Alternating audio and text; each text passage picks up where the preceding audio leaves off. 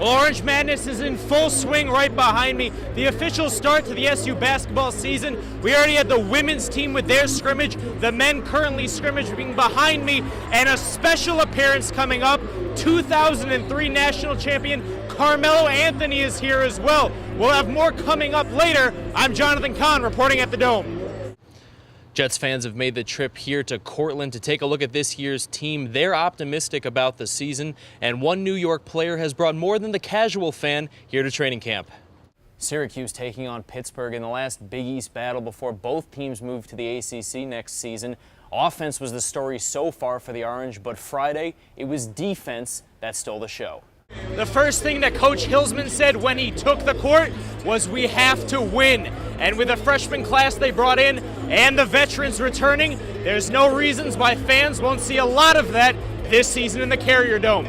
At Syracuse University, I'm Jonathan Kahn. The last time Paul Pasqualoni was in the Dome, he was wearing the orange of Syracuse and was en route to leading the team to their first bowl game in 3 years. Today marked his first time back to the Dome as an opposing coach, and fans gave him a greeting that most opponents wouldn't get. Being back here, I think the people are great. People were awfully nice, very, very hospitable. The Dome is a good venue, good place to play. We just wish we could have done a little bit better in the Dome today. Since Pasqualoni's firing in 2004, the Orange have had 2 head coaches. Greg Robinson had the worst win percentage in Orange history, and Doug Marrone, who led the team to the Pinstripe Bowl in 2010. It was the former coach who led the team to glory against the current coach, who hopes to do the same. I had a high level of respect and appreciation for the job that he did when he was the head football coach here. So, I have a great deal of respect for him professionally and personally.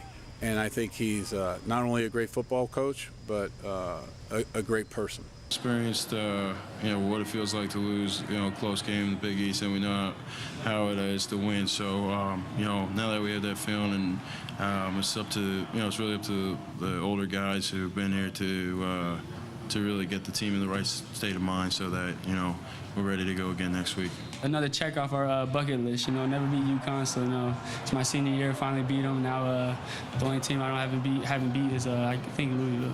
Well, Syracuse and UConn on the schedule may seem like a regular Big East game, but for head coach Paul Pasqualoni, it was his return to the Carrier Dome. His team looking to come away with a sweet victory, but Syracuse spoiled his fun. Reporting at the Carrier Dome, I'm Jonathan Kahn.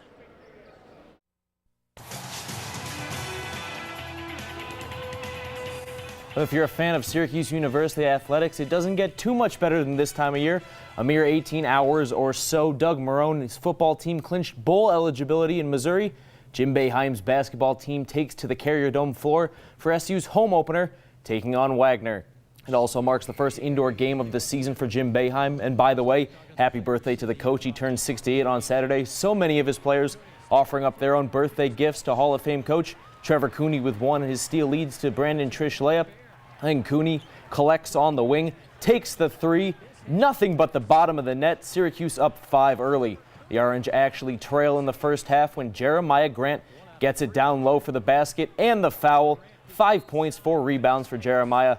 Nice spark off the bench. The other true freshman, Dajuan Coleman, doesn't come off the bench. He starts, and the JD grad earns his first official Carrier Dome points. Absolutely beautiful move inside.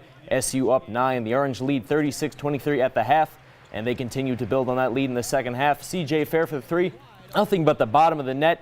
CJ scores 7 today. Then how about Michael Carter Williams? The steal, coast to coast, all the way in for the bucket. The whistle and the foul gives Syracuse a 20-point lead. Syracuse going for the pick and roll. Run to perfection by the Rock. Rakeem Christmas throws it down with authority on the alley-oop. Rock scores 8 with 7 boards. You get the idea, this one's right.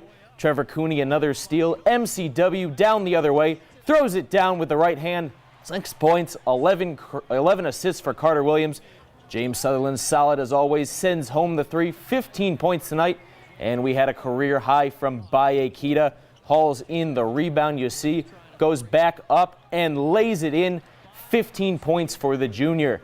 He helps lead the Orange to a 31-point win. 88-57 the final. Syracuse now 2-0 on the campaign.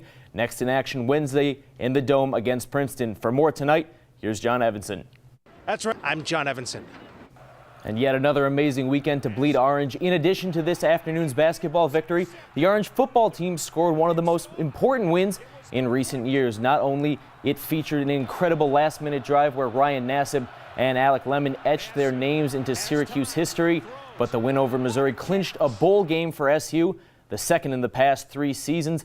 Absolute proof that the corner has been turned and the team that those last-minute heroics to thank.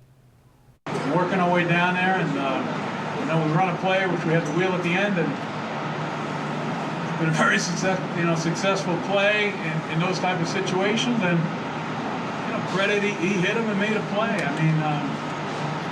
mean, what can you say? The kid. I don't really know. I mean, the kid. When I say the kid, I'm talking about Ryan. Is getting better and better each week. Alec Lemon and him are doing well. At the high school ranks, the fall sports season officially ends today outside of football. And good thing about that, it means we're in state title territory, and Central New York still has a few teams alive on Championship Sunday. We start in field hockey Class A championship between Liverpool and Sachem East. Nice save here early by Liverpool's Megan Evangelista, preserving the 1-0 deficit. But in the end, Sachem East proves too much. This goal makes it 2-0. They beat the Warriors 3-0 for the title. But Central New York, you have a couple of state champs in girls soccer. Jamesville DeWitt beat Brighton for the Class A crown, so Red Ram fans go on and celebrate. Same thing goes for fans of Poland. They go on to win the Class D championship in overtime. State volleyball championships, a great job by Baldwinsville and Skinny Atlas to make it this far. Unfortunately, both do fall in their respective title games today. You see the final scores there. Still great seasons for both the Bees and the Lakers. That's your look at sports. I'm Jonathan Kahn. The Syracuse men's soccer team will play at least one more game. Despite losing to Notre Dame in the Big East Championship, they are one of 48 teams to make the NCAA tournament. We've talked about over the last couple of weeks of trying to extend it a little bit longer. It's been a group from the first day of the season, but it started way before that, I've seen this team grow up and evolve together and evolve as they've moved forward together. Syracuse University has had many national champions in their time, and for the first time in 28 years, they have an opportunity to add a soccer trophy to the collection. We erupted when we found out the news, and I'm just delighted for a special group of kids. They've worked extremely hard this year, and my guys weren't around last time we made it. We've talked about this group creating its own identity. I think we didn't require an NCAA bid to validate a terrific season, but this is nice. The Orange will play their first-round matchup against Cornell, a Central New York showdown with a winner's season on the line. At Syracuse University, Jonathan Kahn, CNY Central.